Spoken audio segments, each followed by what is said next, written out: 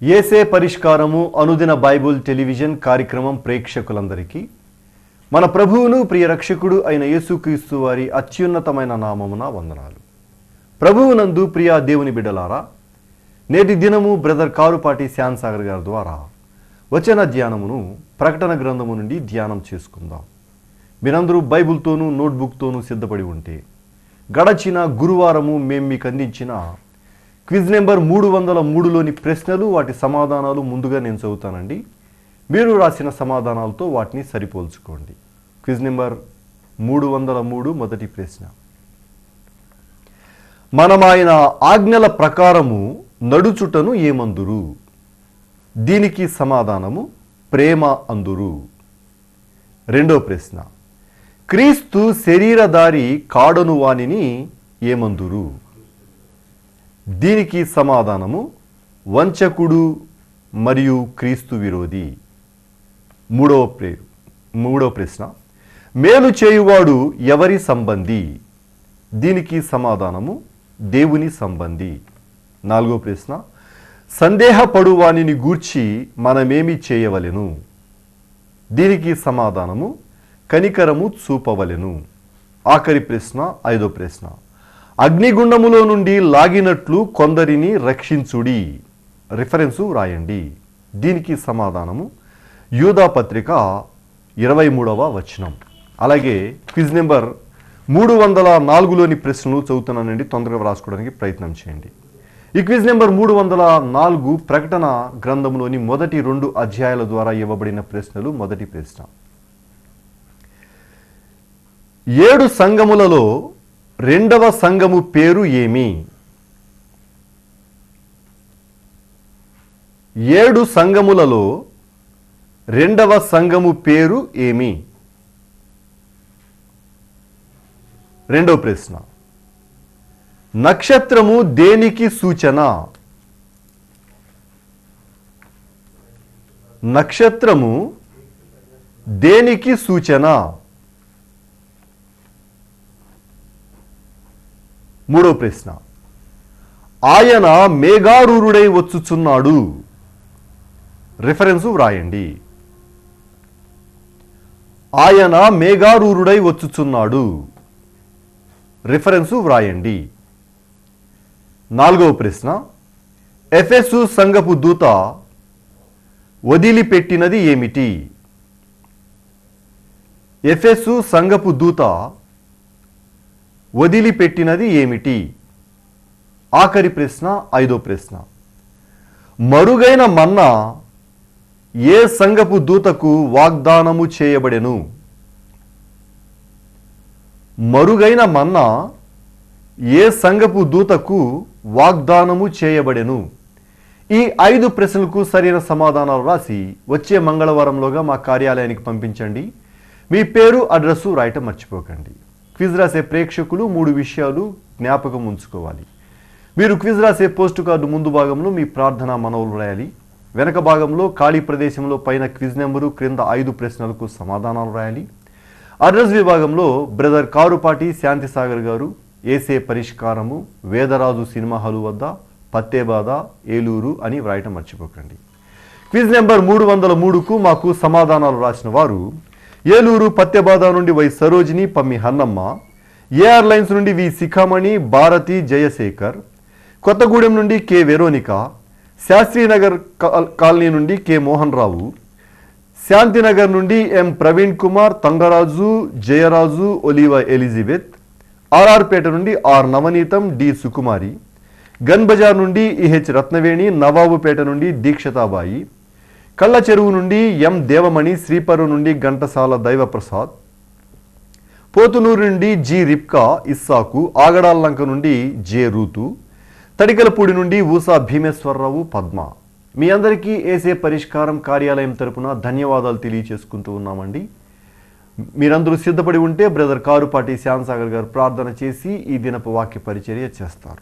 ప్రభువునందు ప్రియమైన దేవుని బిడ్డలారా, ఈ రాత్రికాలపు వాక్య భాగం కొరకు సహకారాన్ని ఇస్తున్న కుటుంబం తంగళ్ల మూడి వాస్తవ్యులు పల్లేటి ప్రసాదరావు కాంతామణి గార్ల కుమారుడు హర్షవర్ధన్ మొదటి జన్మదినం మొదటి పుట్టినరోజు సందర్భంగా కుటుంబ సభ్యులు నానమ్మ వెంకాయమ్మ, మామయ్య ఇజ్రాయేలు, అత్తయ్య విజయ్ కుమారి సహకారం ఇస్తున్నారు.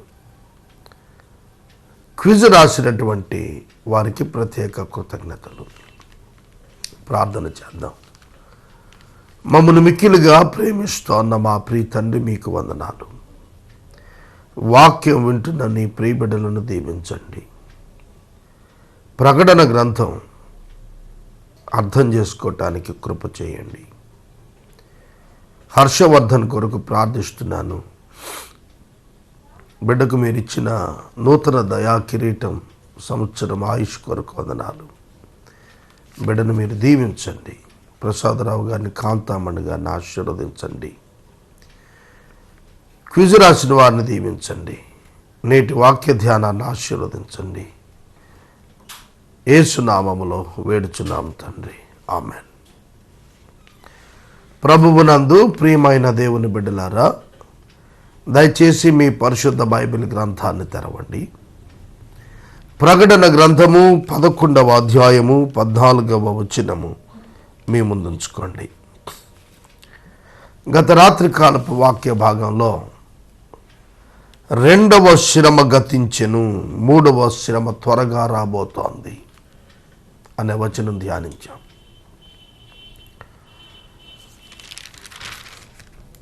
ఎనిమిదవ అధ్యాయము, ప్రకటన గ్రంథం 8వ అధ్యాయం 13వ వచనంలో, ఆకాశ మధ్యమున పక్షిరాజు బూరలు ఊదబోతున్న 3 దూతల శబ్దాన్ని బట్టి భూనివాసులకు అయ్యో అయ్యో అయ్యో అని గొప్ప స్వరముతో చెప్పుట వింటిని. అయ్యో అనే పదం శ్రమను జ్ఞాపకం చేస్తోంది. 9వ అధ్యాయంలో అలాగే 10వ అధ్యాయంలో వ్రాయబడినటువంటి మాటలు బూరలు ఊదుతూ ఉన్నప్పుడు జరిగినటువంటివి. మొదటి శ్రమ గతించినది, అలాగే 2వ శ్రమ గతించినది అనే పదాలు మనం చూస్తూ ఉన్నాం. 9వ అధ్యాయం 12వ వచనంలో 5వ దూత బోర ఊదినప్పుడు, 5th ట్రంపెట్ మ్రోగినప్పుడు అయ్యో అనే పదం, శ్రమ అనే పదం ముగిసింది. అలాగే 11వ అధ్యాయం 14వ వచనంలో 2వ శ్రమ, 6వ దూత బోర ఊదినప్పుడు ముగిసింది. అనగా భయంకరమైనటువంటి శ్రమలు భూనివాసులకు రాబోతున్నాయి. దానిని ప్రచురిస్తున్నాడు. ఇక 7వ దూత బోర ఊదబోతోంది. ఇంకా గొప్ప శ్రమ అధ్యాయంలో రాబోతోంది. ఆ తరువాత 12, 13, 14 అధ్యాయాలు యేసుక్రీస్తు జననం, శిలువలో అపవాది ఓటమి, ఆ తరువాత కృపాకాలం, సంఘకాలం పూర్తవటం, ఆ తదుపరి అపవాది మహాఘట సర్పం ట్రిబులేషన్ పీరియడ్లో అధికారిగా రావటం, ఇవన్నీ కూడా వ్రాస్తూ వచ్చాడు. ఇక క్రీస్తు విరోధి,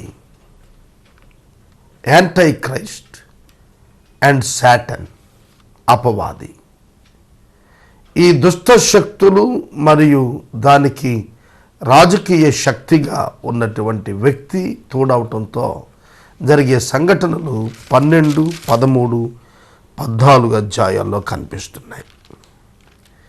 వీటి వెంబడి 15వ అధ్యాయానికి వచ్చాక మరలా 7 పాత్రలను గూర్చినటువంటి సిద్ధపాటు విషయాలు కనిపిస్తాయి. కనుక ఈ అధ్యాయాలన్నీ కూడా క్షుణ్ణంగా, అలగోరికలుగా, అంటే ఉపమాన రీతిగా సమాచారం అందించడానికి వ్రాయబడినటువంటివి. వీటిని తేటగా చదువుకోవాలి. అనేకమైన పుస్తకాలు ప్రకటన గ్రంథం మీద వచ్చాయి. వాటిల్లో 1000 సంవత్సరాల పరిపాలన ఉందని కొన్ని, లేవని కొన్ని, సంఘము శ్రమల కాలంలో ఉంటుందని కొన్ని, ఉండదని కొన్ని. ఈ విధంగా ఒక సత్యము ప్రక్కన ఒక అసత్యం లేపబడుతూ వచ్చింది. కనుక ప్రపంచ క్రైస్తవ్యంలో దేవుని యొక్క ఆత్మచేత చాలా తేటగా పరిశుద్ధతతో ఒక ప్రణాళికబద్ధంగా నడిపించబడుతున్నటువంటి దైవ సేవకులు అనేక మంది వీటిని ధ్రువపరుస్తూ రాసిన విషయాలు మనం ధ్యానం చేసుకుంటున్నాం. ప్రకటన గ్రంథం చాలామందికి అర్థం కాదు. కారణం ఏమిటంటే దానిలో ఉన్నటువంటి సందేశాలను మనం అన్వయించి తెలుసుకోవటం ప్రాముఖ్యం. కనుక చాలా గ్రేట్ ఎక్సర్సైజ్ చేయాల్సి వస్తుంది. బైబిల్లో ఈ మాట దీన్ని దేనికి వాడారు, దాని వలన ఏం నేర్చుకోవాలి, ఏ విధంగా దీన్ని మనం సపోర్ట్ చేయొచ్చు స్క్రిప్చర్ ప్రకారం అనేది తేటగా తెలియకపోతే ప్రకటన గ్రంథం మిస్అండర్స్టాండ్ చేసుకునే అవకాశం ఉంది. ఇంకా కొంతమంది అసలు ఇప్పుడు ప్రస్తుతం క్రీస్తు ప్రభువు 1000 ఏళ్ల పరిపాలనలో మనల్ని పెట్టాడని బోధ చేస్తున్న బోధలు కూడా నాకు తెలుసు. ఏలూరు పట్టణంలోనే ఉన్నాయి అవి కూడా. యేసుక్రీస్తు వారి యొక్క రాకడ, రెండవ రాకడ రాకుండానే 1000 ఏళ్ల పరిపాలనలో మనం ఉన్నామని చెబుతున్న బోధలు ఉన్నాయి. కనుక ప్రకటన గ్రంథం చాలా క్షుణ్ణంగా జాగ్రత్తగా స్క్రిప్చర్ బేస్తో ప్రతి పదాన్ని, ప్రతి సంకేతాన్ని, ప్రతి సంఖ్యను దాని యొక్క ఉద్దేశం ప్రకారం చదవాల్సిన అవసరం ఉంది. 11వ అధ్యాయం 14వ వచనంలో 3వ శ్రమ త్వరగా వస్తోంది అన్నాడు. 7వ దూత బోర ఊదినప్పుడు పరలోకంలో గొప్ప శబ్దాలు పుట్టాయి. ఆ శబ్దాలు ఈ లోకరాజ్యం మన ప్రభు రాజ్యమును, ఆయన క్రీస్తు రాజ్యము ఆయను, ఆయన యుగ యుగముల వరకు ఏలును అనెను. అంతటా దేవుని ఎదుట సింహాసనాసీనులుగా 24 పెద్దలు సాష్టాంగపడి దేవునికి నమస్కారం చేసి, వర్తమాన భూత కాలములలో ఉండు ప్రభుడు అయిన దేవుడు అయిన ప్రభువా, సర్వాధికారి, నీవు నీ మహాబలమును స్వీకరించి ఏలుచున్నావు గనుక మేము నీకు కృతజ్ఞతాస్తుతులు చెల్లిస్తున్నాము. జనమును కోపగించినందుకు నీకు కోపము వచ్చెను.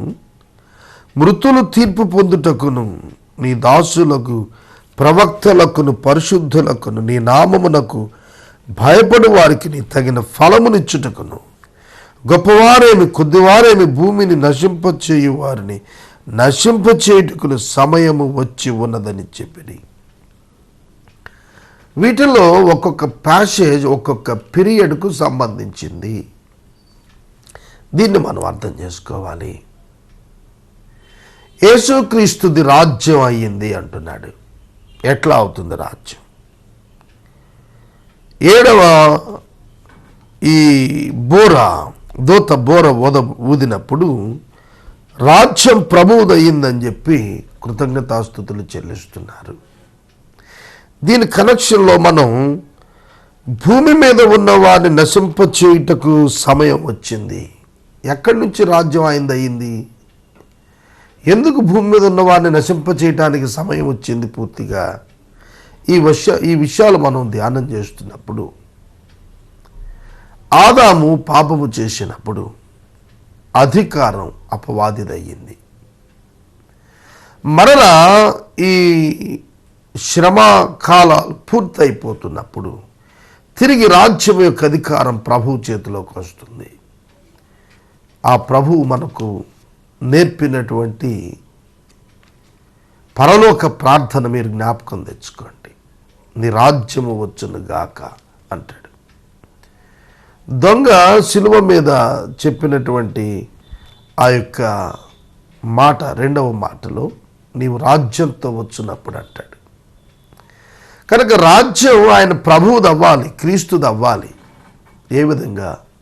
అపవాది యొక్క శక్తులు అణచబడి పరిపూర్ణమైన తీర్పు దినం సమయం వచ్చినప్పుడు రాజ్యం ఆయనది అవుతుంది, ఆయన పరిపాలకుడు అవుతాడు. అందును బట్టి దేవునికి 29 పెద్దలు కృతజ్ఞతాస్తుతులు చెల్లిస్తూ ఉన్నారు అనేది చెబుతున్నాడు. ఆలయంలో, పరలోకములో తెరవబడిన ఆలయంలో దేవుని మందసం, నిబంధన మందసం ఆయన ఆలయంలో కనపడింది. అప్పుడు మెరుపులు, ధ్వనులు, ఉరుములు, భూకంపం, గొప్ప వడగండ్లు పుట్టాయి. చూడండి, దేవుని యొక్క ఆలయం తెరవబడింది, మందసం పెట్టి కనపడుతోంది. ఇది అలగోరికల్. పరలోకంలో ఏ మందసం ఉండదు. అర్థం చేసుకోవటానికి మనకు మందసం అని రాస్తున్నాడు. దేవుని యొక్క మందసం ఆయన ఆలయంలో కనబడింది అంటాడు. ఆలయం తెరవబడింది అంటాడు. ఏమిటి దీని అర్థం? వాస్తవంగా ఇదే సన్నివేశం భూమి మీద యేసు శిలువలో 6వ మాట పలికినప్పుడు జరిగింది. ఎక్కడ? సమాప్తమైనదని ప్రభువు పలుకగా అతి పరిశుద్ధ స్థలానికి పరిశుద్ధ స్థలానికి మధ్యన ఉన్న అడ్డు తెర చిరిగిపోయింది. మందసం పెట్టి ప్రత్యక్షమైంది ప్రజలకు. అంటే దాని అర్థం ఏంటంటే, యేసుక్రీస్తు ప్రభువు వారి యొక్క శిలువ ద్వారా, ఆయన శిలువలో శిక్ష సంపూర్ణం చేయటం ద్వారా మానవులకు దేవునికి మధ్య అడ్డుగా ఉన్నటువంటి తెర చిరిగిపోయింది, తొలగిపోయింది, అడ్డు తొలగించబడింది. కాబట్టి దేవుని యొద్దకు ప్రవేశం దొరికింది. అదే దాన్ని ఇక్కడ పరలోకంలో జరిగిన వృత్తాంతంగా వర్ణిస్తున్నాడు. మరియు పరలోకమందు దేవుని ఆలయం తెరవబడగా దేవుని నిబంధన మందసమైన ఆలయంలో కనపడింది. దేవుని యొక్క మందసం దేన్ని జ్ఞాపకం చేస్తుంది అనగా ఆయన సన్నిధిని జ్ఞాపకం చేస్తుంది. భూమి మీద మోషే నిర్మాణం చేసిన ప్రత్యక్ష గుడారంలో ఉండే మందసం కరుణాపీఠాలు పైన అమర్చబడి కెరూబులు ఎగురుతుండగా, మందసము తుమ్మకర్రతో బంగారం తాపడంతో చేయబడి క్రీస్తును సూచిస్తోంది. అది ఎక్కడ నమూనా? మోషే చూసింది పరలోకంలో నమూనా. దానిని యోహాను చూసి చెబుతున్నాడు. ఇప్పుడు మోషే భక్తుడు చూసిన నమూనా యోహాను చూసి చెప్తున్నాడు. మందసం కనబడుతోందని. క్రీస్తు ప్రభువే ఎవరికి కనపడినా ఆ మందసం కనబడినప్పుడు ఉరుములు, మెరుపులు, ధ్వనులు కనిపిస్తున్నాయి. భూకంపం, వడగండ్లు వచ్చాయి. అంటే ఆయన శక్తి ప్రూవ్ అవుతుంది. సీనాయి పర్వతం మీద నిర్గమకాండ 19వ అధ్యాయంలో ఆయన దిగొచ్చినప్పుడు ఇవే విషయాలు రాశాడు. మెరుపులు వచ్చాయి, ధ్వనులు వచ్చాయి, ఉరుములు వచ్చాయి, భూకంపం వచ్చిందని రాశాడు. కనుక it indicates the presence, direct presence of the God. అది ప్రజలకు దొరికింది. అది క్రీస్తునందు. మందసం కనపడటం అంటే క్రీస్తు కనపడటమే. క్రీస్తునందే ఇవన్నీ కూడా. కనుక యేసుక్రీస్తు ప్రభువుది రాజ్యం, యేసయ్యదే రాజ్యాధికారం. ఇది తెలియచేయటం 7వ దూత బోర ఊదినప్పుడు పరలోకంలో గొప్ప శబ్దాలు పుట్టాయి. ఆ శబ్దాల సారం ఏంటంటే యుగయుగములు యేసు ఏలబోతున్నాడని, యుగయుగములకు రారాజు ఆయనే అని, ఆయనే ప్రభు అని. ఇక 12వ అధ్యాయంలోనికి వద్దాం. 12వ అధ్యాయంలో పరలోకమందు ఒక గొప్ప సూచన కనబడింది. అదేదనగా, సూర్యుని ధరించుకున్న ఒక స్త్రీ, ఆమె పాదముల క్రింద చంద్రుడును, శిరస్సు మీద 12 నక్షత్రముల కిరీటము ఉండెను. ఆమె గర్భిణి అయి ప్రసవ వేదన పడుచు ఆ నెప్పులకు కేకలు వేయుచుండెను. అంతటా పరలోకమందు ఇంకొక సూచన కనపడెను. ఇదిగో ఎర్రని మహాగడ సర్పం, దానికి 7 తలలు 10 కొమ్ములుండెను. దాని తలల మీద 7 కిరీటాలున్నాయి. దాని తోక ఆకాశ నక్షత్రములలో 3వ భాగాన్ని ఈడ్చి వాటిని భూమి మీద పడవేసెను. కననై ఉన్న ఆ స్త్రీ కనగా ఆమె శిశువును మృంగివేయవలని ఆ ఘటసర్పం స్త్రీ ఎదుట నిలుచుండెను. ఇక్కడ రాయబడిన మాటలు నేను అర్థాన్ని చెబుతాను. ఇందులో ఉన్నవి ఆశ్చర్యంగా ఉంటుంది. ఒక స్త్రీ పురిటి నొప్పులు పడుతోంది, సూర్యుని ధరించుకున్నటువంటిది. నిబంధన జనులు ఇశ్రాయేలీయులకు పోలిక. నిబంధన జనులైన ఇశ్రాయేలీయులకు పోలిక కనబడుతోంది. ఈ స్త్రీ సూర్యుని ధరించుకుంది అంటే నిబంధన, చంద్రుణ్ణి పాదాల కింద ఉంచింది. దేవుని పిల్లలకు అధికారం కలిగింది. ఈ స్త్రీ పురిటి నొప్పులు పడుతోంది. ఇశ్రాయేలీయులు పాపము నుంచి విమోచించబడటం కొరకైన కేకలు పెడుతున్నారు. ఆ సందర్భంగా ఆ స్త్రీ నుండి ఒక శిశువు పుట్టాడు. కన్యక గర్భవతి అయి కుమారుని కనునని యెషయా గ్రంథంలో చెప్పినట్లుగా, మోషే మీలో నుండి నా వంటి ఒక ప్రవక్తను మీ సహోదరుల నుండి మీ కొరకు లేవనెత్తుతాడని చెప్పినట్లుగా,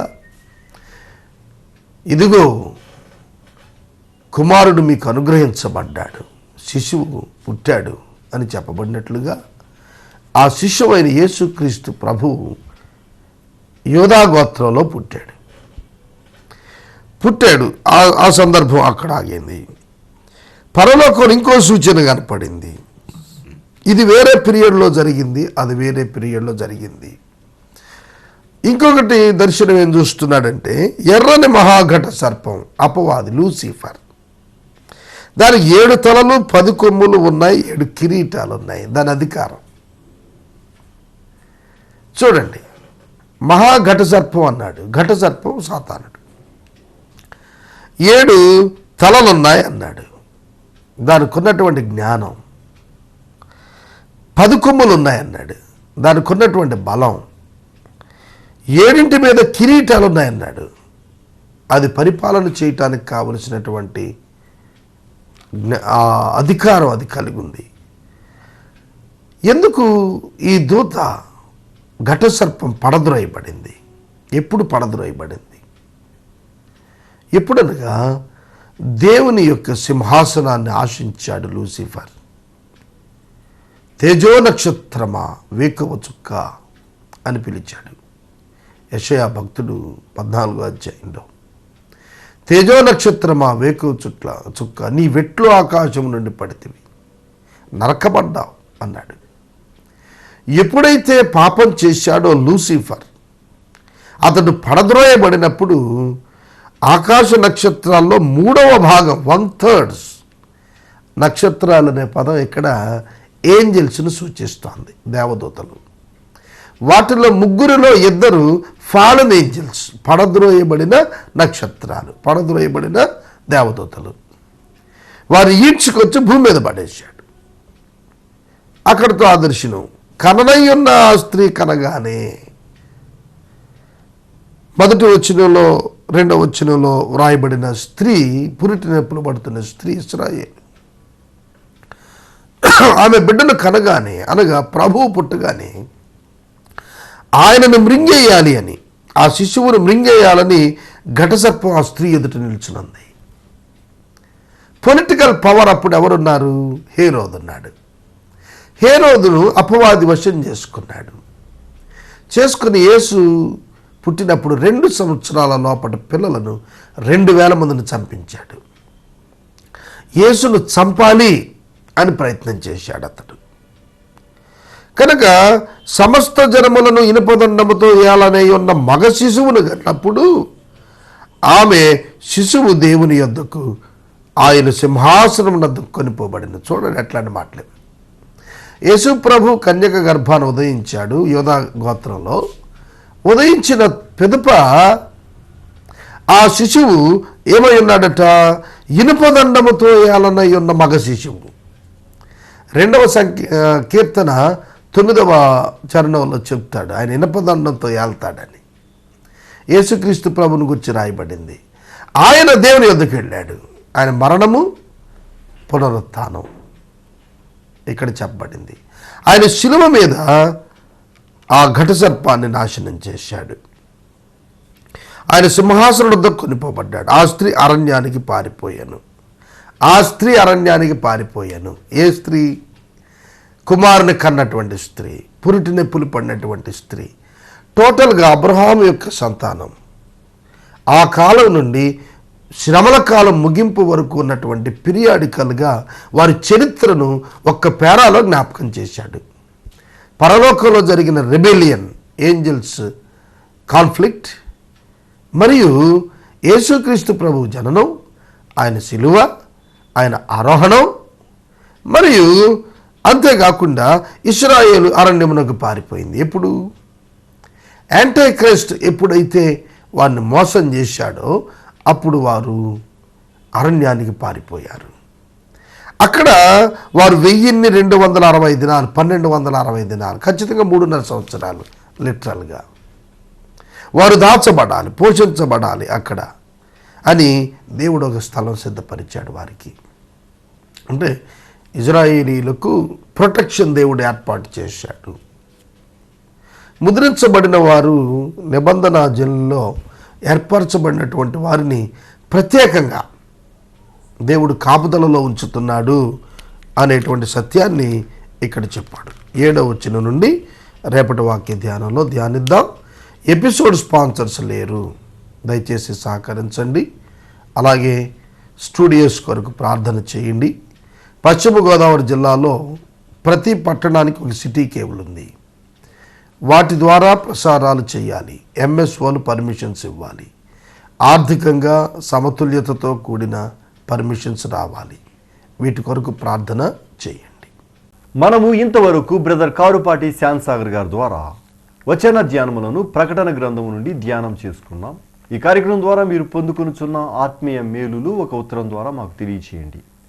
మీ ప్రార్థనా మనవులు మాకు తెలియచేస్తే ఏసే పరిష్కారం కార్యాలయంలో ఏర్పాటు చేసిన ప్రత్యేక ప్రార్థనా శిబిరంలో మీ కొరకు ప్రార్థిస్తాం.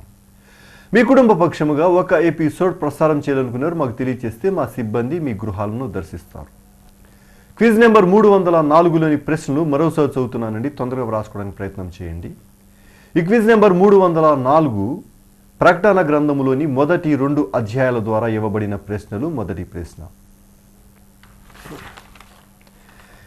7 సంఘములలో 2వ సంఘము పేరు ఏమి?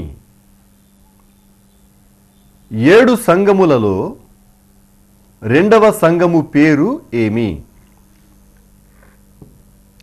రెండో ప్రశ్న, నక్షత్రము దేనికి సూచన?